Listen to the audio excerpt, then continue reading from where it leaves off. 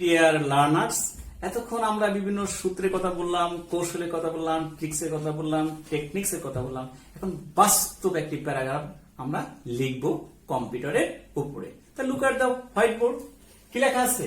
Wonder of modern লেখা আছে। তাহলে এর উপরে একটি এমন চমৎকার বাক্য লিখতে হবে যাতে শিক্ষকের হার্ট টাচিং হয়, শিক্ষক যেন অ্যালোরিং হয়, খুশি হয়। এমন একটি সুন্দর বাক্য তোমাকে লিখতেই হবে। তাহলে কি লিখতে পারি আমরা মিশিয়ে নিলাম ডিভাইস এবং ক্যাপাসিটি, তিনটি শব্দ মিশিয়ে নিলাম আমরা এখানে। তাহলে বলছিলাম computer is one of the most wonderful অথবা marvelous অথবা ইউনিক অথবা milestone inventions of modern science. My learners, লক্ষ্য করে এখানে দেখো যে computer is one of the most wonderful, marvellous, unique, milestone inventions of modern science. যেটা ভুল হয় শিক্ষার্থীর, এখানে অনেক ওয়ান ব্যবহার করার পরেও এখানে ইনভেনশন ব্যবহার করে, যা শিক্ষার্থী অনেক সময় অনেক কম নম্বর পেয়ে যায়। তাহলে এখানে ওয়ান থাকবে, এখানে ইনভেনশনস ব্যবহার করতে হবে। আরেকটি কথা না বললে নয়, এখানে দেখো মোস্ট এর ব্যবহার, অনেকেই মোস্ট এর ব্যবহার করে না। সুপারলেটিভ ডিগ্রির আগে যে মোস্ট ব্যবহার করে হয়, সেই মোস্ট এর পূর্বে অবশ্যই দায়ের ব্যবহার করতে হয়, মোস্ট। তাহলে one of the most wonderful, এখানে যে শব্দটি মনে হবে যে শিক্ষকের পছন্দ হতে পারে, সেই শব্দটি তুমি প্রয়োগ করতে পারো। তাহলে মার্ভেলাস নিতে পারো, ওয়ান্ডারফুল নিতে পারো, ইউনিক নিতে পারো, মাইলস্টোন নিতে পারো, যে কোনো একটি শব্দ ব্যবহার করলেই হবে। তাহলে সঠিক বাক্য তোমাকে অবশ্যই লিখতে হবে। আরেকটি কথা না বললে নয়, কম্পিউটারকে থার্ড পারসন সিঙ্গুলার, এরপরে ইজ এর ব্যবহার করতে হবে। এরপরে ছিল ডিভাইস। তাহলে ডিভাইস একটি বাক্য লিখে কি হয় দেখো তো, ইট ইজ মানে কম্পিউট মানে কি কম্পিউটার, ইট ইজ এখানে দিলাম এ অবলিক এন এর ব্যবহার করো, দেখি আলট্রা মডার্ন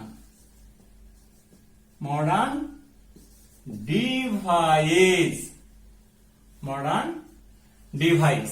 তাহলে এখানে দেখো কি হবে, আলট্রা সাউন্ড কি ওয়া আসতেছে, আল না ওয়া আসতেছে, কি আসতেছে আ। তাহলে আ আসলে কি হবে, এন এর ব্যবহার হবে, এখানে কিন্তু এর ব্যবহার হবে না। ইউনিকের আগে যেমন কি বসে, এ বসে, কিন্তু আলট্রা শব্দের পূর্বে এন এর ব্যবহার করতে হয়। তাহলে নির্ভুল বাক্য তোমাকে লিখতেই হবে। এরপরে ছিল ফাংশন বা অপারেটর। কি ছিল? ক্যাপাসিটি ছিল। ক্যাপাসিটি, তাহলে ক্যাপাসিটি একটা বাক্য লেখো, ইট হ্যাজ নো, দেখো no capacity to do any work by itself. মানে লার্নার্স, লক্ষ্য করে এখানে নো শব্দটির পরে আর্টিকেল বসে না, সাধারণ নো অ্যাডজেক্টিভ, এরপরে নাউন বসে। তাহলে ক্যাপাসিটি কিন্তু নাউনের ব্যবহার তোমাকে করতে হবে। যেমন আই হ্যাভ নো পেন, আর যদি বলে I have not a pen, তাহলে আর্টিকেল কিন্তু একটা ব্যবহার এখানে আছে। এরপরে ইটসেলফ, এই ইটসেলফ অনেক শিক্ষার্থী আমি দেখেছি যারা ইটস এরকম করে লেখে, অ্যাপোস্ট্রফি চিহ্ন ব্যবহার করে। আসলে ইটস এর প্রোনাউনের ক্ষেত্রে কখনোই অ্যাপোস্ট্রফি এস এর ব্যবহার হয় না। যেমন ours, yours, hers, its, theirs, এই শব্দগুলোর শেষে কখনোই অ্যাপোস্ট্রফি হয় না, এটা মাথার মধ্যে রাখতেই হবে। এরপরে বলছিলাম যে অপারেটর, তাহলে এটা কিভাবে কাজ করে? It works on the basis of commands given by the operator. কি বলছিলাম? এটা কাজ করে, কম্পিউটার কিভাবে কাজ করে? It works on the basis of commands. এখানে plural for commands given by the operator বা operators, সিঙ্গুলার করা যেতে পারে। এখানে লক্ষ্য করে দেখো, যেখানে ইট ওয়ার্কস, যেহেতু এটা থার্ড পারসন সিঙ্গুলার, সেহেতু ভার্ব এস বা এস যোগ করতে হবে এবং এরপরে প্রিপজিশন অনের ব্যবহার করতে হয়। এটা সিঙ্গুলার ফর্ম, এটা মাথায় রাখতে হবে। This is singular form. তাহলে it works on the basis of commands given by the operator. অনেকে এখানে ইজের ব্যবহার করে, মানে প্যাসিভ ভয়েস। আসলে প্যাসিভ ভয়েস এটা হলো যে ভার্ব, যে বলছিলাম নন ফাইনাল ভার্ব 3 প্রকার। কয় প্রকার? 3 প্রকার। Present participle, past participle, perfect participle. My dear learners, এখানে গিভেন শব্দটি পাস্ট পার্টিসিপল হিসাবে ব্যবহার করা হয়েছে। এরপরে বলছে দেখো, ইনভেনশন অফ কম্পিউটার। তাহলে কম্পিউটারের ইনভেনশনের উপরে তোমাকে বাক্য লিখতেই হবে। তাহলে invention of computer has a long history. It was not invented overnight. অনেকে ওভার আগে আর্টিকেল ব্যবহার, আর্টিকেল ব্যবহার কিন্তু হবে না। It was not invented, passive voice. এখানে কিন্তু অনেকে মনে করতে পারে যে ওয়াজ আছে, আইন যোগ হবে না। It was not invented, inventing হবে না। আমি আবার বলছি, it was not invented, not inventing overnight. একটা ওভার নাইট, এখানেও কিন্তু কোন আর্টিকেলের ব্যবহার করা যাবে না। It took a long time and hard labour to invent computer. তাহলে আমরা এই ইনভেনশন বাক্য বললাম। এরপর কি আছে? কনসিস্ট অফ 5 মেজর কম্পোনেন্ট, অর্থাৎ যে কম্পিউটার 5টি মেজর কাজ করে থাকে, সে কাজগুলো কি? 1 নম্বরে they are input unit, output unit, memory unit, control unit and arithmetic unit.